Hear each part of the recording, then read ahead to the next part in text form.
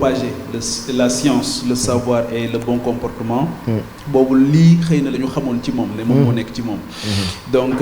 moo tax question bi ñu koy njëkk a laaj pour def c'est vrai que yëfu àdduna la mais sëñ Cheikh Ahmed Tidiane Sy Al Maktoum day wax ne fële ñu jëm conséquence su fii la te waaw donc fii mu ne débat bi posé wul fële débat bi fii la posé wu fii la ñuy liggéeyee fële fii la ñuy liggéey fii mooy tool yi donc loolu moo tax la première question pour dugg vraiment dans le sujet mooy le sens de son engagement politique waaw lan moo tax mu jàpp ne moom dafa war a wàcc ci langue politique depuis boobu bi mu fi nekkee ba tey ak nan lay évaluer participation ci vie politique depuis mu dugg en politique ak fan lay jëlee la force de rester malgré yenn saa yi mu am défaite yenn saa yi xëy na ni muy bëggee mbir yi du demee noonu et pourtant il reste encore dans l'espace politique. jërëjëf Pape Djibril xam nga man awma ay références extérieures politique li ma ci indi mooy topp sama sëriñ di sama waajur di sama cheikhul murabbi sama waajur dafa toog ba mu yàgg saa rek mu ne en tant que guide spirituel mu ne dafay dugg ci politique pour dimbali Sénégal ndax Sëriñ Tuubaa moo wax ci Masaalikal Jinaan ni nit ki boo demee ba nga xamee ne sa njëriñ ci réew dafa mel na médecin ci ku feebar araam na ci yow ngay beru tu dois rechercher ta solitude dans la foule. Cheikh Blay définir politique comme ci wolof mu ne mooy sàkki ay pexe yu dagan ngir jëriñ sa askan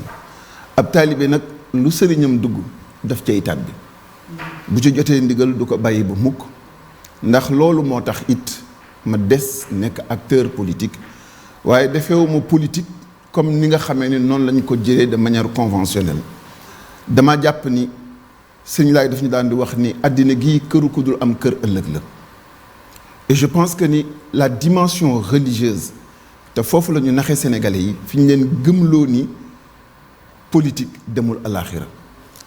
te alors que ni diine àddina kese la diine xewul alaaxira boo demee alaaxira bëgg fa jaamu yàlla danaan la kontewul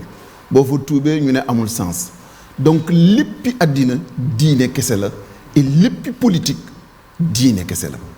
et c'est la raison pour laquelle il faut que ñu comprendre par que ni Sénégal gii on ne peut pas l'administrer avec des valeurs extérieures ndax nit ñi diine la ñu gëm nit ñi dañoo am référence xam na ni àddina gi rombuwaay rek la imaginez un acteur politique boo xamee ni dès l'entame jàngal nañ ko ba mu gëm ni àddina gi këru ku dul am kër ëllëg la kooku de jàpp naa ni du jël alalu kenn di ko tabaxee kër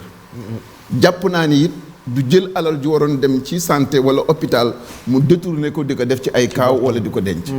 jàpp naa ni kooku aussi dina am certitude que ni li muy def ci kaw suuf li ci ëpp solo ëllëg la bu teewee ci kanam boromam et ça aussi c'est un aspect extraordinaire boo xamee ni suñuy ay baay ak suñuy maam noonu lañ daan di dundee politique et malheureusement aujourd'hui on a coupé le chaînon pour gëmloo nit ñi ni demul àlaxira ce qui veut dire ça te donne le droit saaga nit ki wax lu bon dugg lu sa yoon nekkul